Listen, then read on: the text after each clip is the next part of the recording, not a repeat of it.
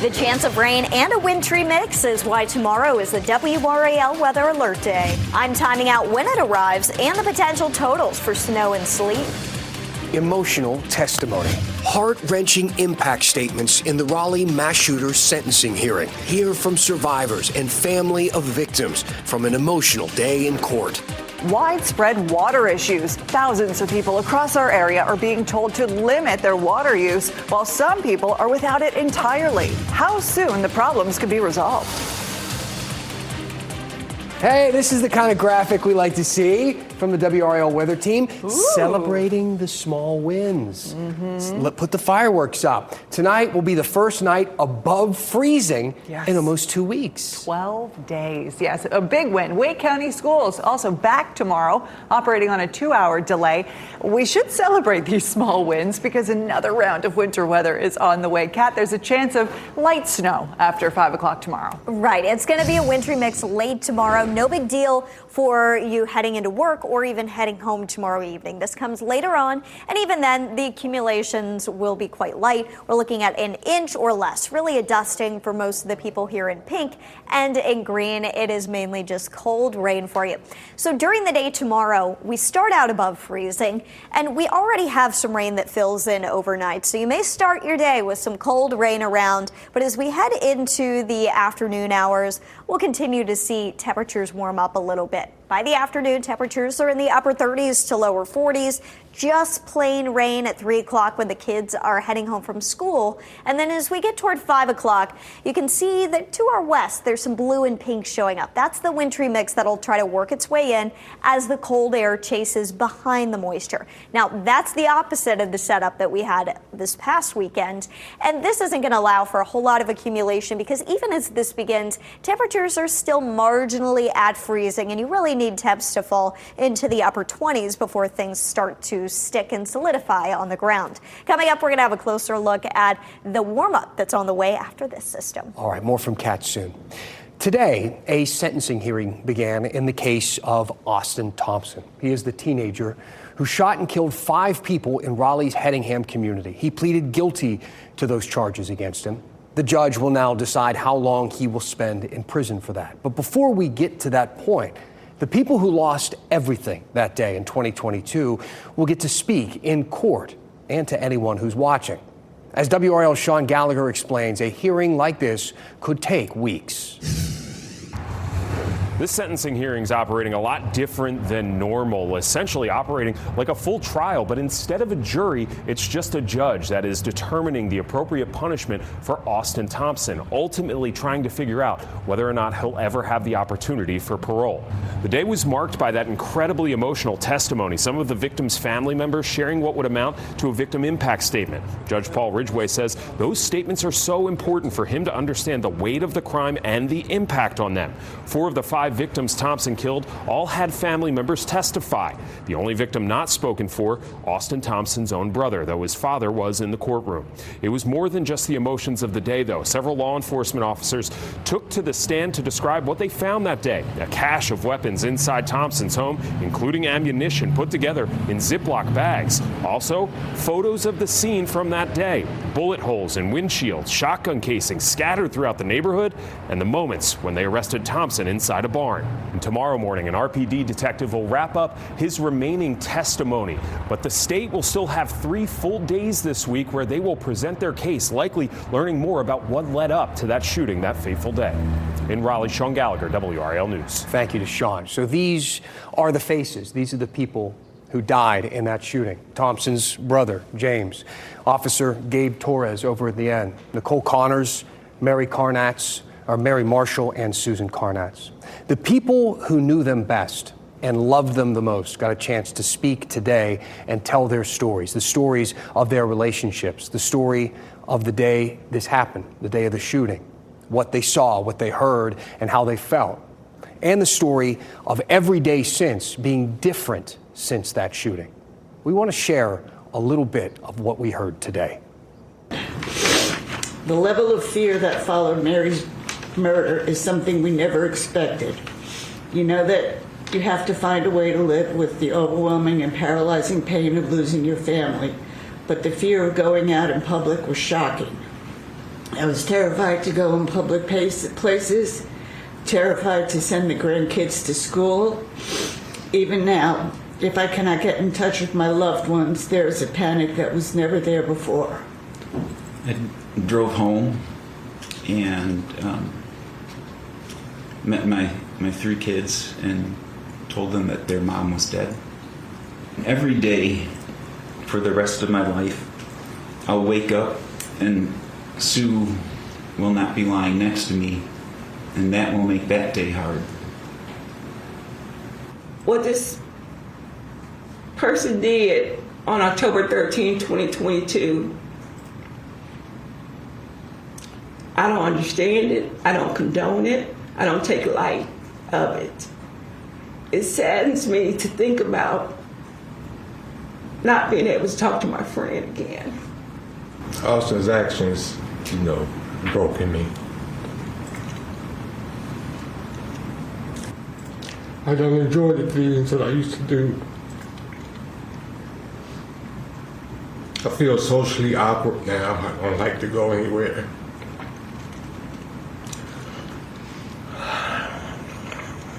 Because I feel guilty about having fun without my wife.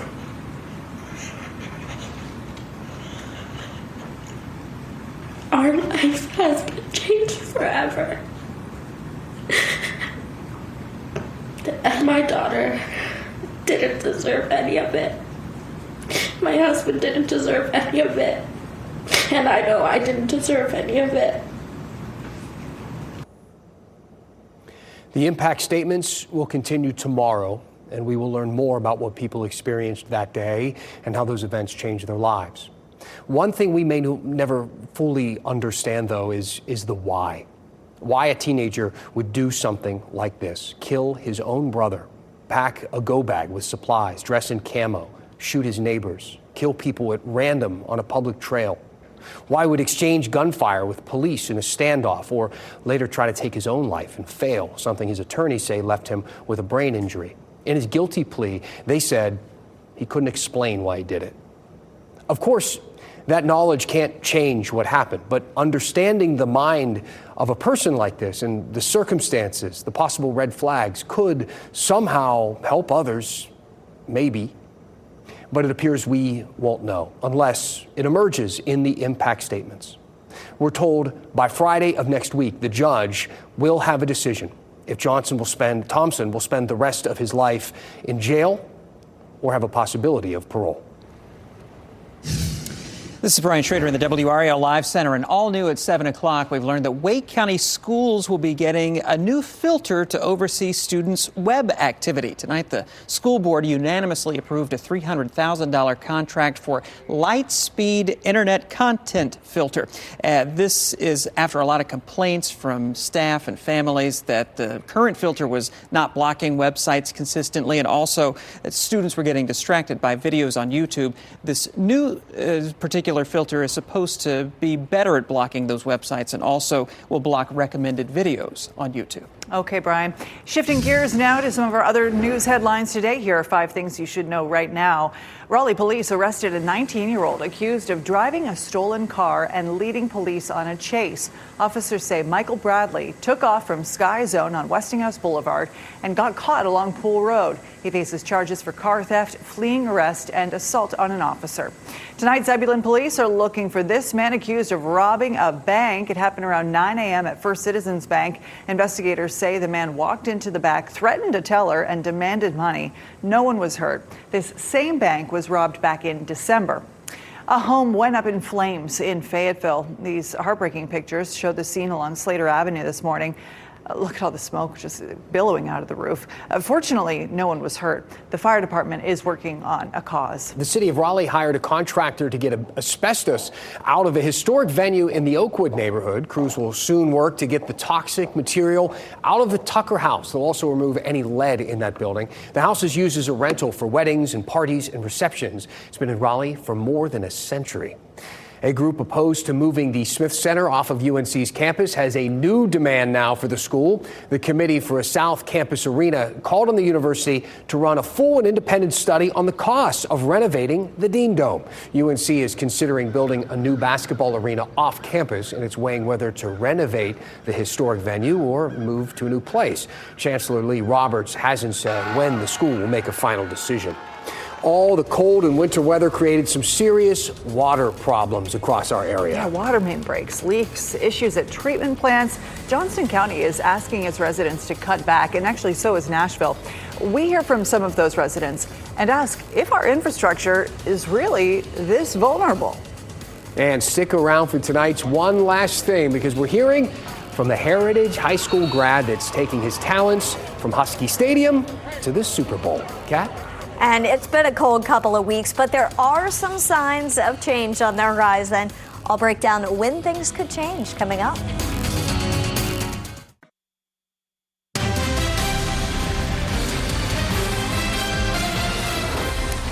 After all the winter weather, ice, snow, frigid cold, our area is having trouble with water.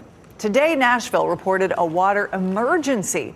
The town had to shut off its water system because of a water main break. Hundreds of people in Halifax County had to go without water because of a leak.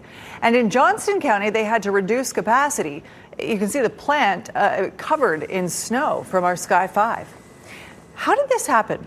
Is our infrastructure really that vulnerable? WRAL's Heidi Kirk brought those questions to county officials and spoke to people forced to cut back on their water.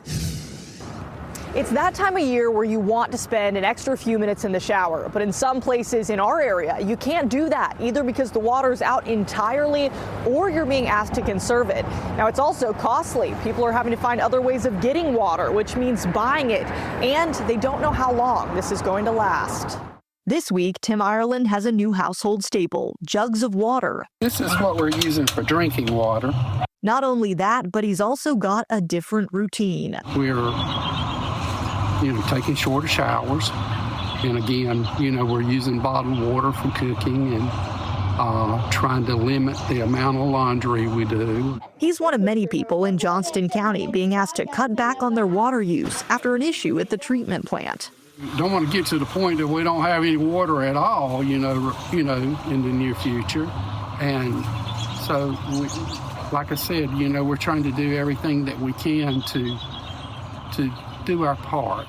The cold weather is wreaking havoc on infrastructure all over, in some areas causing leaks and busted pipes, leading some to have no water at all. It's raising the question, are our systems not equipped to handle the cold temperatures? In Johnston County, there's a plan to make sure they don't have to do this again. We do have additional treatment capacity under construction at our plant. Our plant is currently rated at 14 million gallons a day, and we're adding an additional 4 million gallons a day of treatment capacity. That'll ensure there's more water available in the backstop when an issue like this occurs. In other areas, crews are just working quickly to repair the problems for now. But as Tim will tell you, the inconveniences are stacking up. He's hoping he doesn't have to make another trip to the store for more water this week. Now, good news here in Johnston County. That spokesperson told us that you won't have to conserve water much longer. It's going to last another 24 hours or so. But in other communities, there's still no answer as to how long they'll have to keep doing this. Heidi Kirk, WRAL News in Johnston County. So you may have heard Heidi mention that Johnston County's water treatment plant is in the middle of an expansion. That work should be finished by the end of next month. The voters actually approved bond money for the project in 2023, about $73 million. The plant's capacity will increase to 18 million gallons of treated water per day. Now, for some perspective here, Raleigh has two water treatment plants. One does 41 million gallons a day. The other does 10 million gallons a day. So Johnston County's plant is somewhere in the middle. That said, Raleigh's water treatment plant serves more than 600,000 people in Raleigh and beyond. Johnston County's population, not quite that big, but it is growing and growing quickly. The 2020 census showed Johnston County is the fastest growing county in North Carolina, a 28% population increase between 2010 and 2020. Right now, about 250,000 people live there, and the state estimates the number will be closer to 350,000 by the year 2040. We're not that far away. More people means more demand for the essentials like roads and electricity, gas, and water. The utility director told us this does play a role in the problems that they have been having this week. Additional growth requires additional supply, and that's what we're planning for with the plant expansion that will come online here in 2026. Johnston County is not alone in this. There is huge population growth all over our area, right? Local governments know this, and they have been slowly upgrading important infrastructure. Cary and Apex expanded their plant in 2018. Fuquay Varina, Holly Springs, and Sanford just secured $368 million to upgrade their water system. Big chunk of change there. Halifax County had water issues this week. They got $6 million in 2024 to upgrade a water treatment plant. And we mentioned Nashville. They use Rocky Mount's water system. Both towns are dealing with water main breaks. Well, that system is getting an upgrade too. $3 million was approved in 2024 to replace the pump station.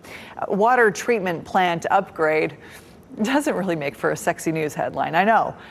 But it's happening and it's important. And I know that doesn't help much for the people who have to cut back their water use tonight, but there is a plan in place, hang on, to improve these systems so that cities and counties can serve more people and hopefully prevent problems that we're seeing today from happening again in the future.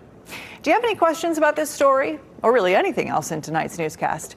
If you do, please send us an email, 7 p.m. at WRAL.com. That's our email address. We will dive into the details of just about any story, even water treatment plants. Tell us what's on your mind, and we will talk about it here at 7 o'clock. Guys? Water treatment plants, growing pains will happen. We got Kat Campbell joining us now. Dare I say, a nice warm evening compared to what we've been dealing with recently. We talked about this. We're above freezing, and that's great, but it's going to be cold rain. Here is the saving grace, though. Our jet stream pattern may change as we get into the next couple of weeks. We may see a ridge of high pressure take over in the central part of the country, and I'll show you how that could play out in a minute. But here's the setup that we've been in. We've had this big dip in the jet stream, and that's relevant for two reasons. One, it opens the door for cold air to come in from Canada, and number two, there's generally rising motion when you've got these dips in the jet stream, and that can help to form those winter storms that we have seen lately. But there are signs of change coming our way. That ridge of high pressure may migrate from the western part of the country closer to the central U.S. And, when you get into next week, we're looking at kind of being split between above and below normal temperatures in our area. But when you go out another week, February 11th through the 17th, above normal temperatures are looking more likely to reach the East Coast.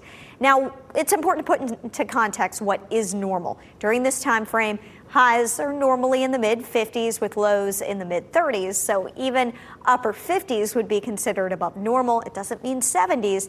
However, I think most people would be thrilled to see a day in the upper 50s after the couple of weeks that we've been through lately. Our next system that we're watching will get here tomorrow, starting as rain. Generally speaking, it's a much weaker system.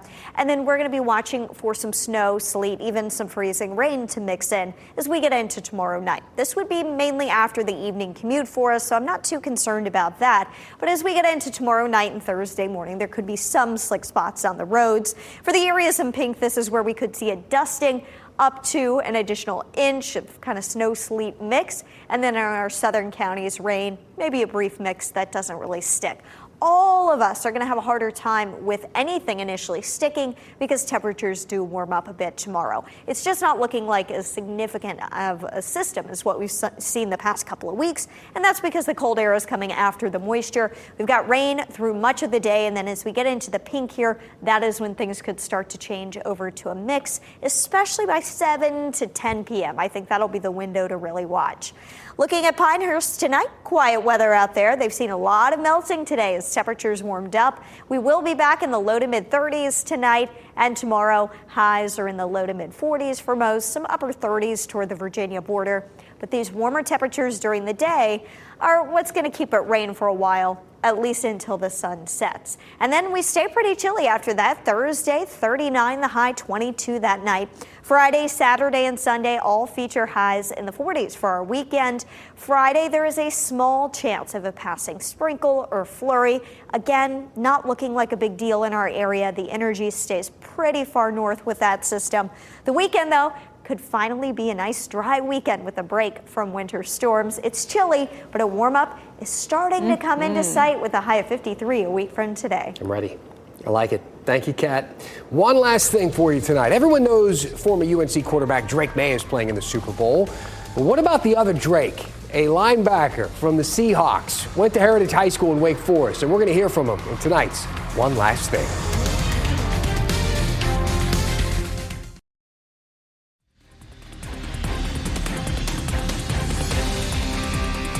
One last thing to talk about tonight. The Super Bowl is full of people and links to our state and to our area between the Patriots and the Seahawks. There are something like 15 players with some type of North Carolina connection. Yeah, that's a lot of people. Today we heard from Wake County native Drake Thomas. He's a linebacker for the Seahawks, went to NC State, went to Heritage High School in Wake Forest. Today we asked him what it's like knowing he's about to play in the Super Bowl. It's the pinnacle of our sport, right? It's the game. It's the biggest spectacle in our country, probably. I mean, it's a huge honor to be able to play in this and be in the position I'm in. And it's honestly even more of a blessing to be able to do it with the people I'm doing it with. Drake from Wake County. Ooh, I like it. Trademarked.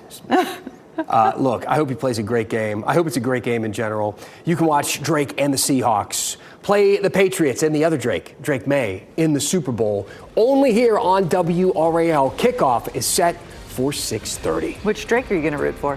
Flip a coin, you know? Rooting for Drake. Mm-hmm. Thanks for making WRAL your choice for local news. Our next newscast is at 10 on Fox 50 and 11 on WRAL. Good night.